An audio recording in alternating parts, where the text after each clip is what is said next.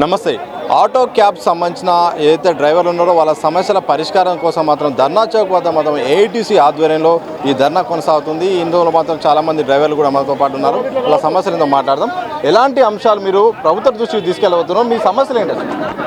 ముఖ్యంగా మా సమస్యలు ఏంటంటే గత టీఆర్ఎస్ ప్రభుత్వంలో 10 ఏళ్ళు గడిచినా మాకు ఎలాంటి సంక్షేమ పథకాలు కానీ మా ఆటో డ్రైవర్ని గుర్తించడం కానీ జరగలేదు.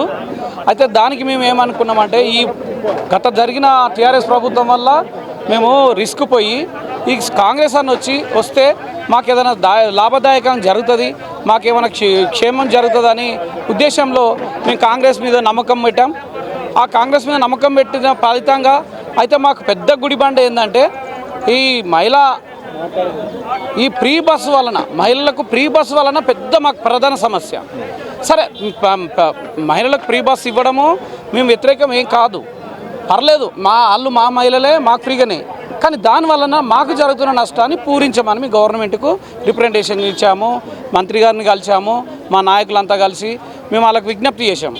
దానికి సానుకూలంగా మన పొన్నం ప్రభాకర్ గారు మా మినిస్టర్ ఏమన్నారంటే, సరే బాబు, మీ ఆటో డ్రైవర్లు మాకు అంతా ఒకటే, ఆటో డ్రైవర్లతోనే మేము ఉన్నాము, ఆటో డ్రైవర్లతోనే మేము సహకరిస్తాము, దానికి ప్రత్యామ్నాయంగా మేము ఈ మహిళా ఫ్రీ బస్సు వెనుకకు తీసుకోలేము, మేము ఇచ్చినా కాబట్టి మీకు దానికి గత్యంతరంగా 12,000 రూపాయలు ఇస్తామన్నారండి. సంవత్సరానికి 12,000 ఇస్తాం, సంక్షేమ బోర్డు ఏర్పాటు చేస్తాం.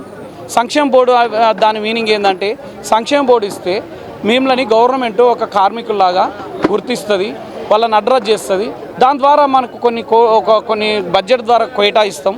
దాని ద్వారా మీకు ఏదైనా లాభం పొందుతుంది, ఆరోగ్య రీత్యా కానీ మీకు ఇన్సూరెన్స్ రీత్యా కానీ. కాబట్టి ఆ విధంగా మాకు గవర్నమెంట్ హామీ ఇచ్చింది. మేము ముఖ్యంగా గవర్నమెంట్ కోరేది ఏంటంటే, మీరు ఇచ్చిన హామీ మేరకే మాకు 12,000 సంవత్సరానికి ఇవ్వాలి. అదేవిధంగా ఇప్పుడు సంక్షేమ బోర్డు ఏర్పాటు చేయాలి. దీనివల్ల మాకు చాలా మేలు జరుగుతుంది కాబట్టి మేము కోరుకుంటున్నాం.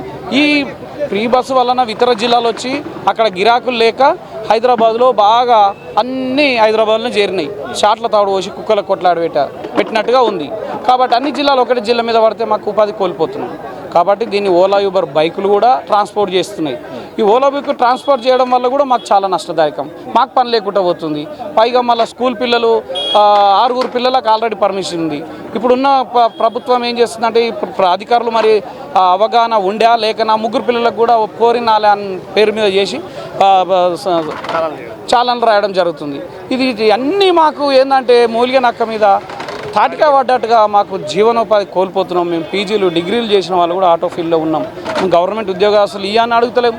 మేము ఆ నమ్మకం కోల్పోయే మేము ఏదో ఒక స్వయంగా బతకాలనే ఉపదేశంతోటి మేము బతుకుతుంటే ఇన్ని గుడిబందల్లాగా మాకు ఇన్ని భారం అయిపోతున్నాయి. కాబట్టి గవర్నమెంట్కి ఒకటే మేము ప్రతిపాదన చేస్తున్నాం, ఇన్సూరెన్స్ ధరల్ని తగ్గించండి, సంవత్సరానికి 12,000 ఇవ్వండి, సంక్షేమ బోర్డు ఏర్పాటు చేయండి, ఈ ఓలా యూబర్ ఇతర జిల్లాలని కట్టడి చేయండి. ఇదే మా ప్రధాన డిమాండ్. మీరు ఎక్కడి నుండి వచ్చారు? దాంతోపాటు ఈ మహాలక్ష్మి పథకం కాకుండా ఇంకా ఏ అంశాలు మీకు ఇబ్బందికరంగా ఉన్నాయి? ఇది సిటీ పర్మిట్ ఏదైతే ఉంది, సిటీ పర్మిట్లకు 6 ఆర్టీ ఆఫీసులు ఉన్నాయి, 6 తిరగాలి. డిస్టిక్లో వచ్చే ఏమవుతుందంటే గిరాకీ కూడా పడుతుంది.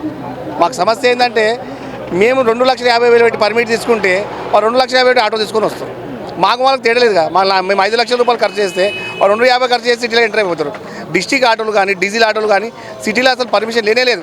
వాళ్ళ గవర్నమెంట్ కన్ను నుండి చూస్తలేదా మాకు తెలుస్తలేదు. కానీ విచ్చలు కూడా రావడము అర్థమైందా, ఓలా ఓవర్ నడపడము చాలా ఇబ్బంది అవుతుంది. మాకైతే మా ఫైనాన్స్ కూడా కట్టడం ఇబ్బంది అయిపోతుంది, అంత కష్టం అయిపోతుంది మాకు. మరి 12,000 రూపాయలు ఇస్తా అని చెప్పి ఇంతవరకు 6 నెలలు అయిపోయింది, ఎలాంటి హామీ లేదు. 7 నెలల నుంచి కారోబార్ లేదు, ఏం లేదు. సిటీలో మరి ఘోరం అయిపోతుంది ఆటో డ్రైవర్ పరిస్థితి. అయితే అమ్ముకుంటారు, తీసుకొస్తారు బండి, పాపం అప్పు చెప్పు చేసి మళ్ళీ అమ్ముకుంటారు బండి. ఇది మా పరిస్థితి. మా ఎమ్మెల్యే కూడా చెప్పినాము, ఇప్పుడు ఆయన కూడా మాట్లాడతాను చెప్పాడు. మాకేమైనా గవర్నమెంట్ మమ్మల్ని ఆదుకోవాలని మా కోరిక.